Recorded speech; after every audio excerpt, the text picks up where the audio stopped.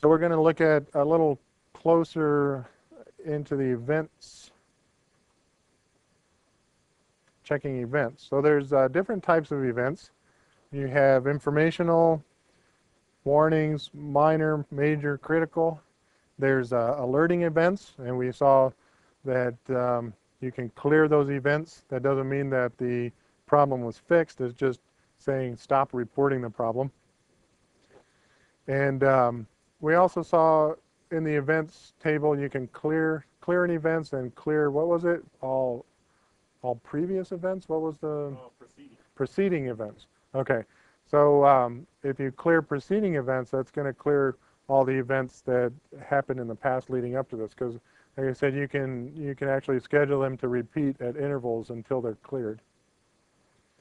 And you can look at also internal events, which are available currently only through an XCLI command. Internal events are things that are not interesting to the customer, but they're interesting to the support people. We'll take a look at those as well.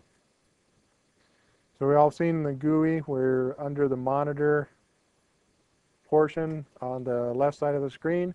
You simply click events. Oops, wrong one.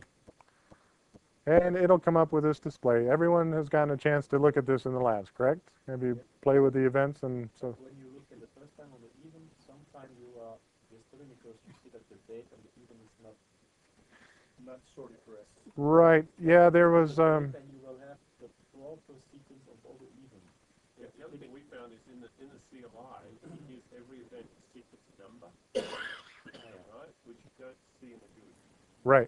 Yeah, in the CLI you see a sequence number, because that way through the CLI you can select that sequence number to do things like clear it and things like that. I mean, you can also filter on sequence numbers and so on, but because you have a visual in the GUI, it's actually using that sequence number internally. It's just not displaying it.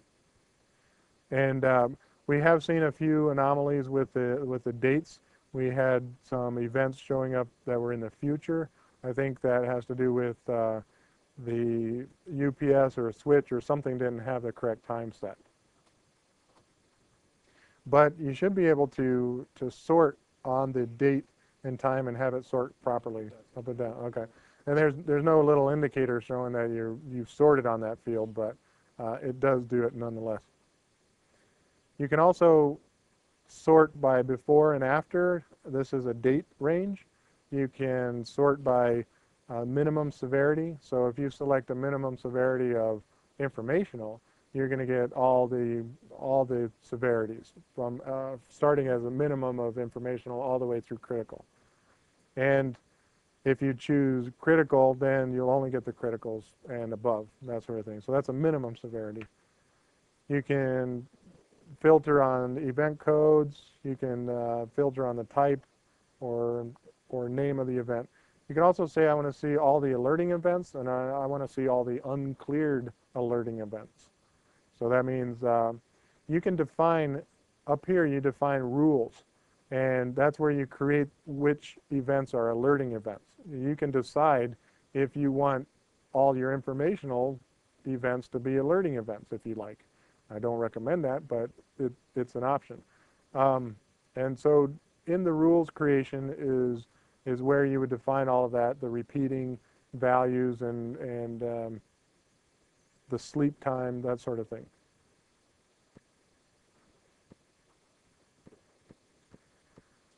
So to see regular events through the XCLI, you would issue event list. If we've all seen also that this returns a limited display. If you wanted to see a more extended information for each event, you would include a -X to see the XML output format of the events, and that contains all the information, all the fields that you'd like to see. So there's also internal events that you can see as support that's not available through the GUI, but if you say internal equals yes, you'll see information such as node did not heartbeat, module acquired DHCP address, a takeover occurred, and internal stuff, the system, the operations of the system internally. This stuff the customer isn't real interested in.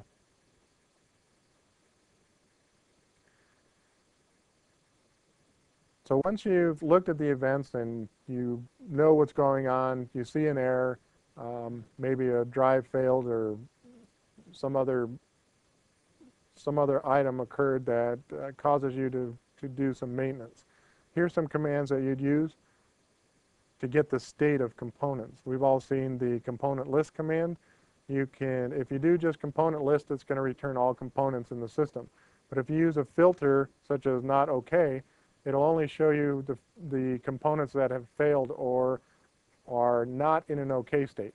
It'll show states such as ready, initializing, failed, phased out, phasing in, that sort of thing will be reported all under the filter equals not OK. You can get a list of the individual disk by doing a disk list, more detailed information about UPSs, switches, and just the module list itself. So those are all useful commands that you'll want to use. So once you've identified a failed component and you've looked at the error logs and you've looked at the component states and you are sure that everything is in a condition where the part needs to be replaced, you want to make sure that rule number 1, always wait. You want to make sure the system is fully redundant before you proceed. So here again you can see on the GUI that it'll indicate on the desktop view that the system is full or redundant. You can also see down in the lower right-hand corner of the system view that the system is fully redundant.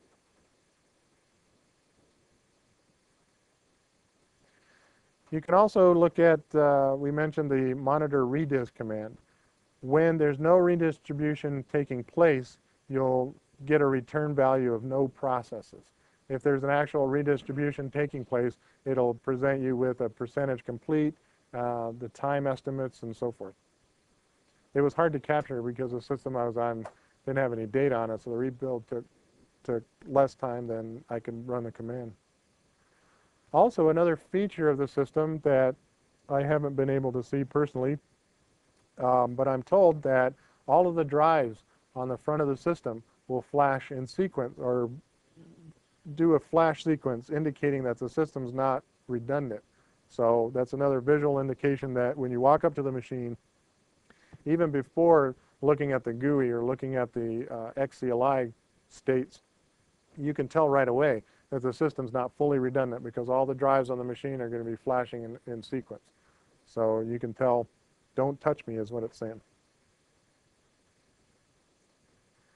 So here's another list of the FRUS that are possible in R2. These are active FRUS again. Any component that has some logic to it or is an active component. There's also FRUS such as cable kits, fiber kits, that sort of thing. But these are the active FRUS. We have the interface or data module itself. Within a data module or interface module, you can replace the power supply unit, disk drive. UPS, you can replace the entire UPS or just the battery set. And notice this is a battery set, not individual batteries. You want to replace them in a set. And the network card, switches, RPS, maintenance module, modem, the ATS, and the serial to UPS cables, or USB cables. Now again, the server to server, the server to switch, and the server to UPS are all different cables. The server to server is one group. The server to switch is a little longer cable, and the server to UPS is even a different gender and a different part altogether. You don't want to use a gender changer to try to use one of these other cables to a UPS or it'll shut down. So make sure if you need to order a part that you order the right part number. So a component is going to be either in a failed state which is red. That means the system failed it out itself. Or you're going to have phased out the component yourself.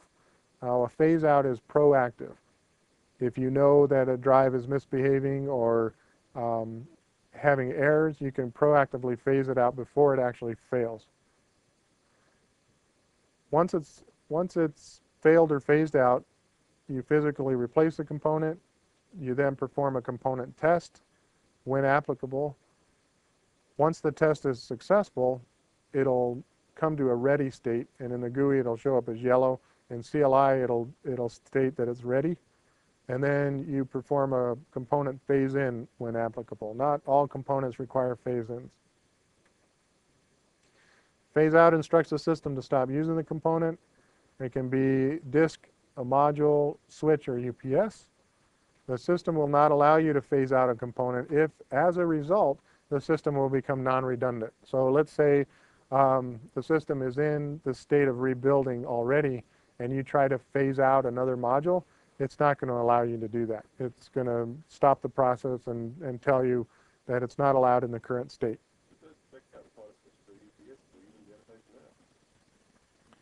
What do you mean? Well, this is talking about data redundancies. Okay, so not hardware redundancy.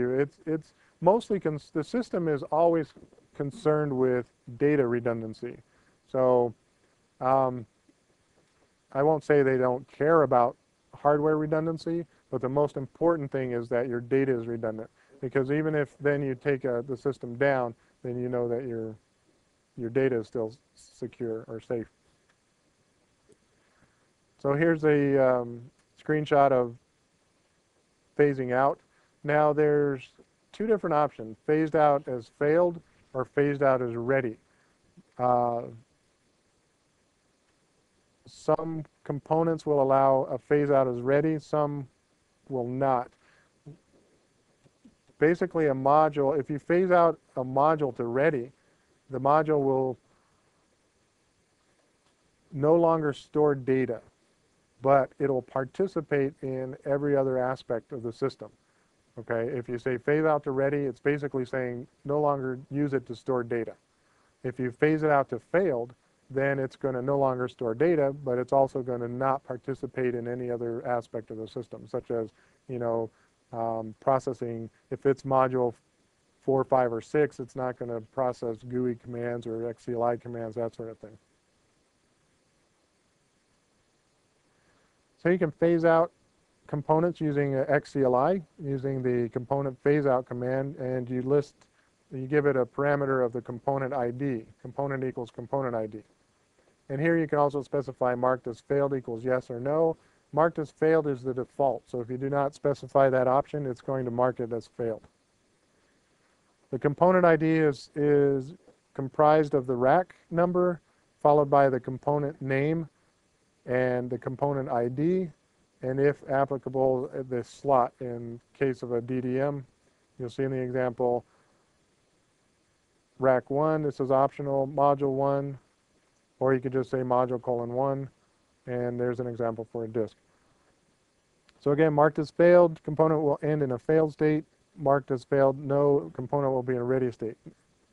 And that option is not valid for like disks, because this is really only a module level option.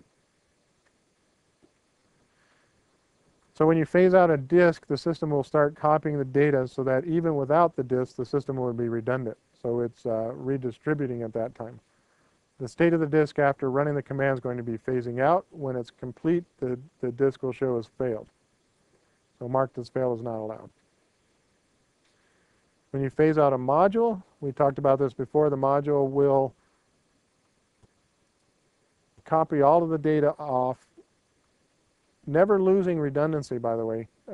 It's redistributing the data so that each disk in the module, I'm sorry, let's go back. The system will start a process of copying all the data on each disk in the module so that the system will be redundant even without the module. So it basically phases out, when you phase out a module, it also phases out every disk in that module.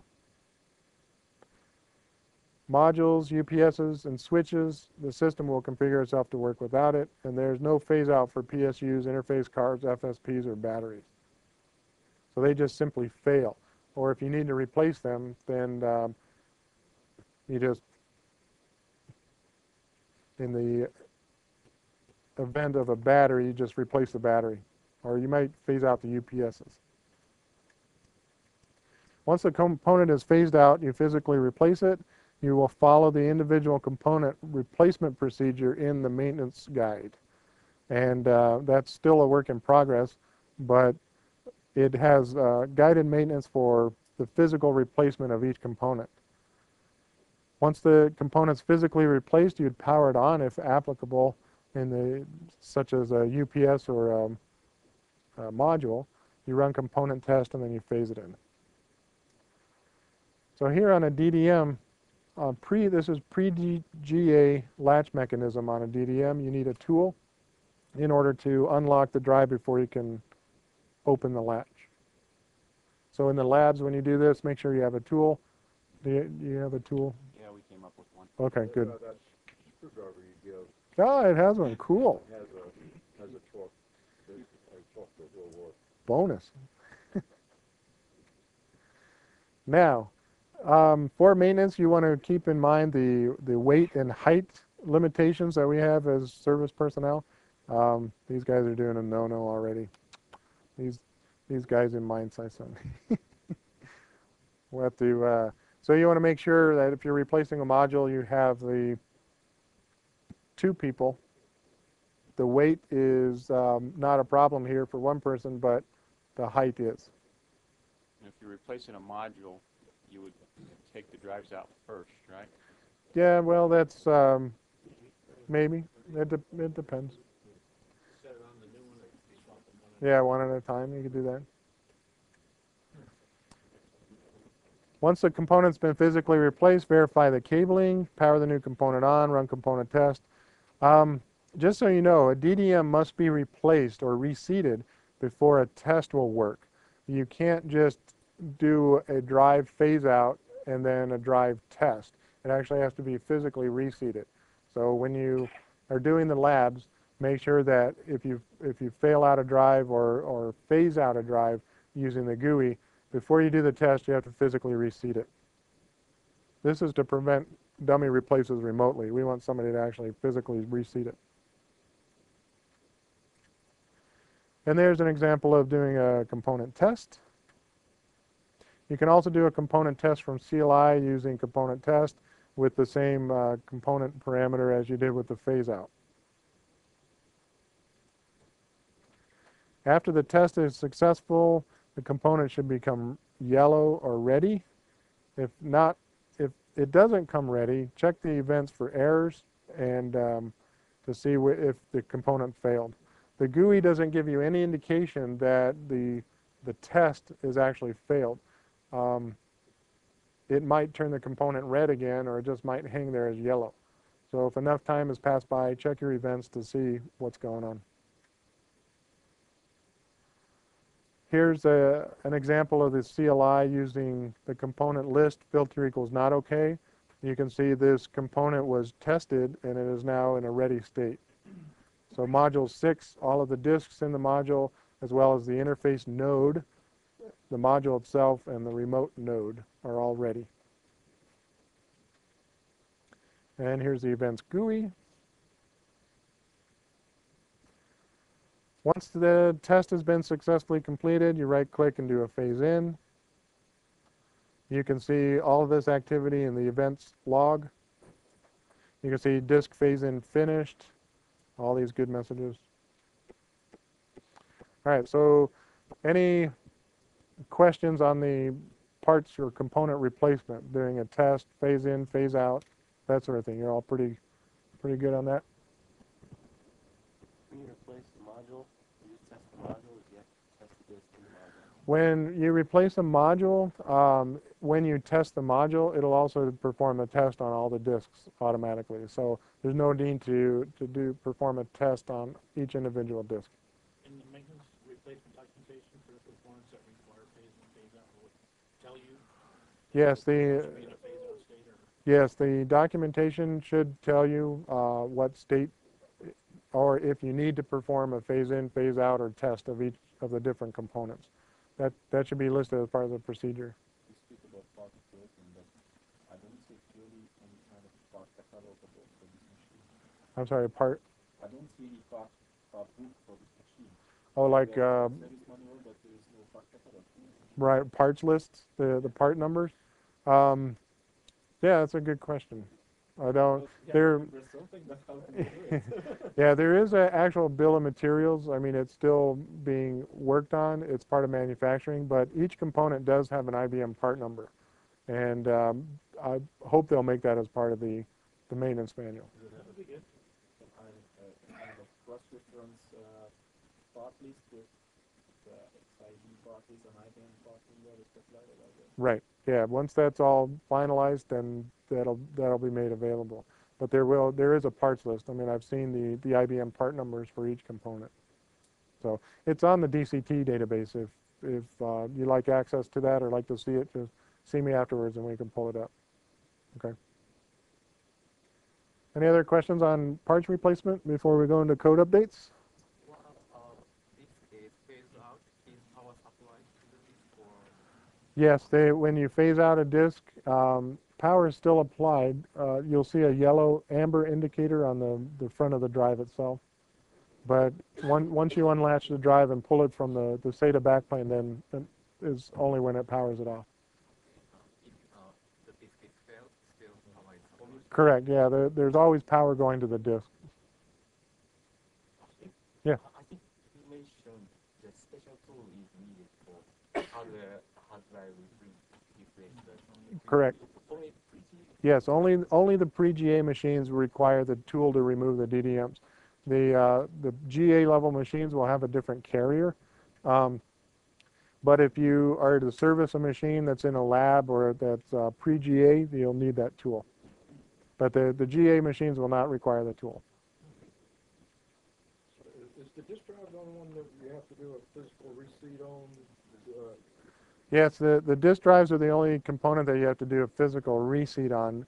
Actually, when you test like a module, it'll actually reboot the module as part of the component test. Well, that's what I was going to do. As part of a new replacement of a module, I kept saying we would cover the what happens during that process.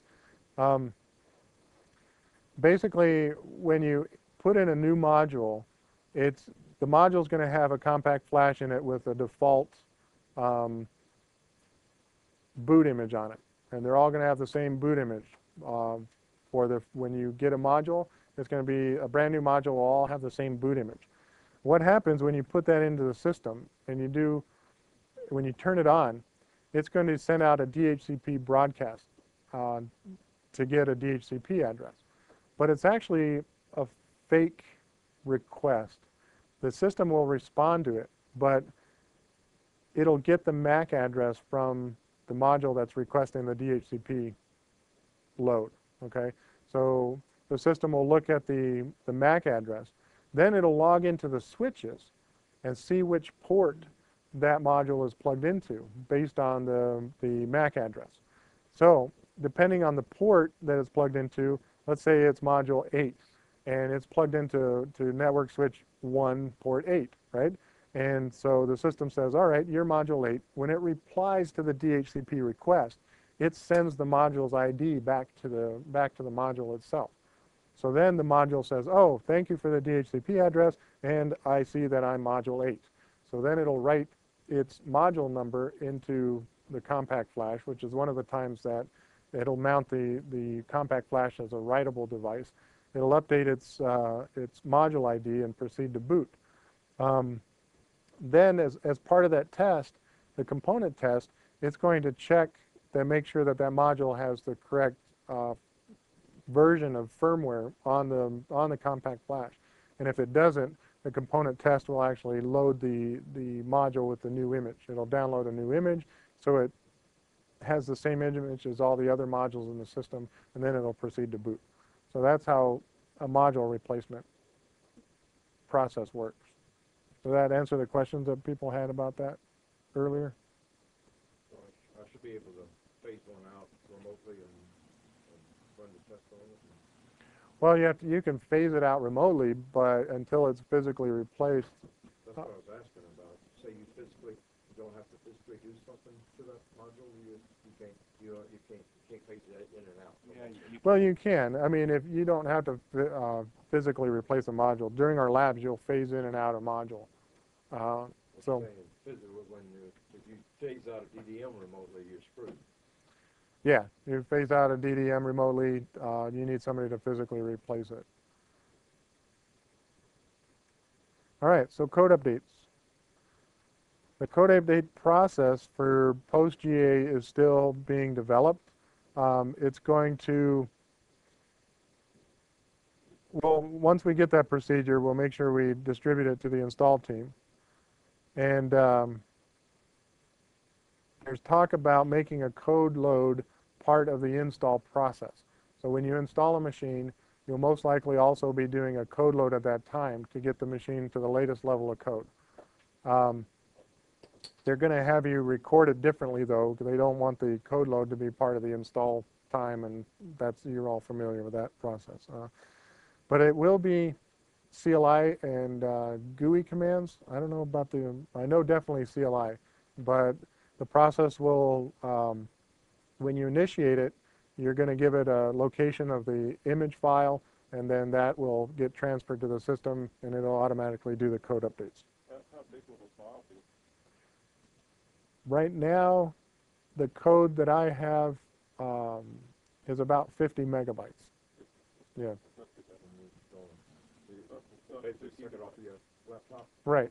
Yeah, as you probably noticed, there's no CD drives, there's no floppy drives on this machine. The only thing it has is USB ports that may be utilized in the future, but typically you're going to plug into the technician port and initiate the code load from your laptop using CLI commands.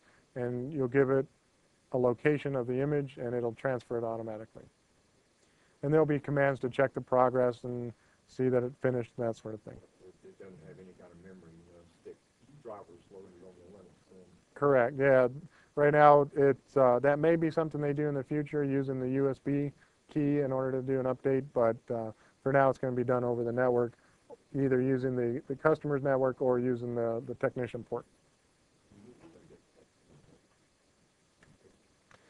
All right, so data collection. They're actually calling the data collection process an X-ray, not a PE package. But in order to start a data collection, you can issue the CLI command system_data_collect. What this does is it goes out and it tells the system to start collecting information from each module, and it'll put it all into a B2 zip format file. This process can take some time as it collects the logs from each module. So you can issue a system data get status, and it'll show you the percentage or when that process is completed. Once it's finished collecting the data, you can point your web browser to the address of the system that you issued the system data collect to. So let's say in your configuration file, module 4, under CLI, module 4 is the first IP address, and you'll want to point your web browser to module 4's IP address. The technician port, you just point it to the 14.10.202.250. Once you point your web browser there, it's going to give you an option to download the zip file onto your laptop. And that's all through a web interface, and it'll give you the last 5 X-rays on the system, so it'll allow you to choose which one you want to download. Once you get that file, you can transfer it via email to support or development, whoever is requesting the data. We're still working on a repository that you can transfer those files so we can archive them and other people can have access to them. Show us an example? Yeah, we'll see an example here in a moment. It's a BZ2 file? Yes. So if you've got WinRAR, you can look at it. Yes, WinRAR also understands bzip2 format, but if you don't have WinRAR, you can actually use this link here to download a zip tool to allow you to look at them. I earnestly recommend you to get your manager to buy you a copy of WinRAR. Yeah, that's a, It's cheaper by bulk order too, so. well, this one's free, but if you don't get to buy it, then you can use this bzip2. Now, as part of the data collection, we talked about the traces that are stored on the system. The traces are stored on that partition within each module that uses a piece of each module's disks. There is a potential to fill that up and have the traces wrap. So there's actually a command you can do, traces_stop, to stop those traces. So if you get into a situation where a module's locked up or the system is in a state you don't understand, you want to stop the traces at that point so they don't wrap until developer can get in and take a look. And the inverse of this would be traces_start to start that process again. Now let's go take a look real quick at a zip or at a data collection file.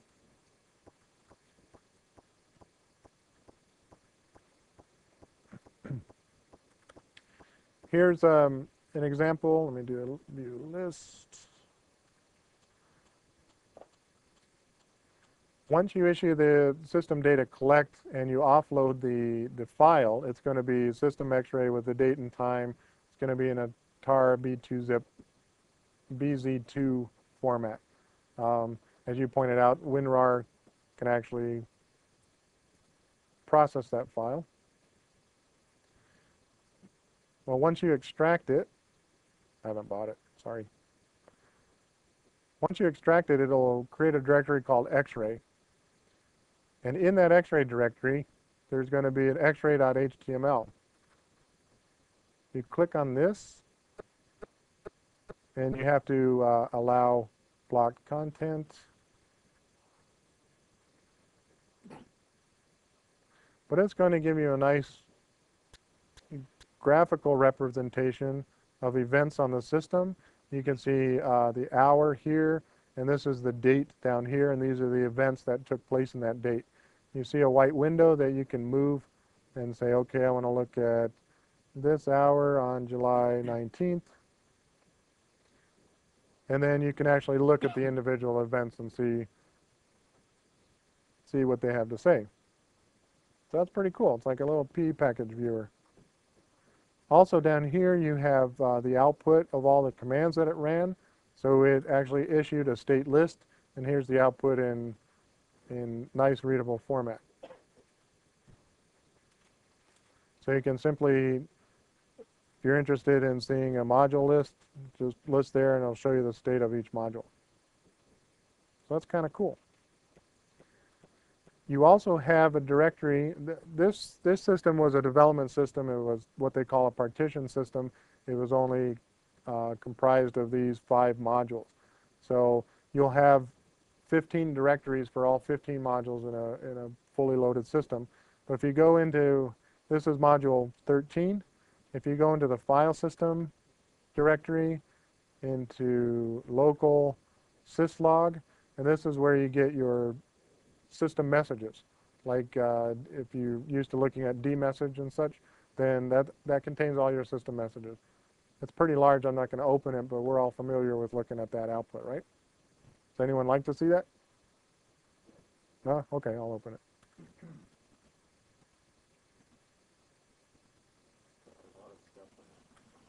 var log messages. Yeah, it's like var log messages. Var log messages. For log messages, it's going to have a ton of stuff there. That's good.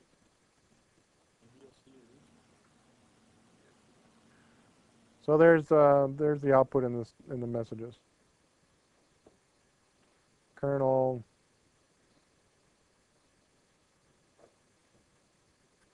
That's good information. I'm not sure if the data collection feature is available on the latest load that we did, but you guys are welcome to try that as part of the lab today. and there's all the output. So if anyone would like this to look at, we can also put this on a zip drive as well.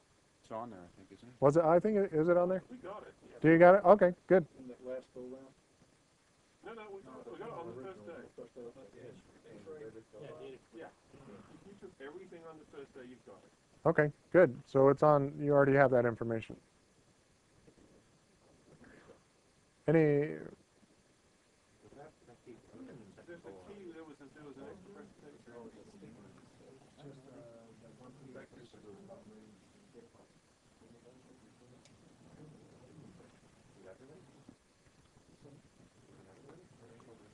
All right, the maintenance module.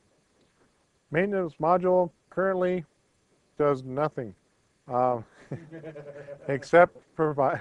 Let me get to the except provide modem access into the system, and it may be used in the future for maintenance scripts or procedures. I don't know. They wanted to keep it there just in case they needed it. They can think of some use for it in the future. So right now it's only providing modem access into the system. You may be required to load code on that as well, but that process is yet to be determined. That's it. We have any questions about the maintenance of the machine? Not yet. Okay. New connection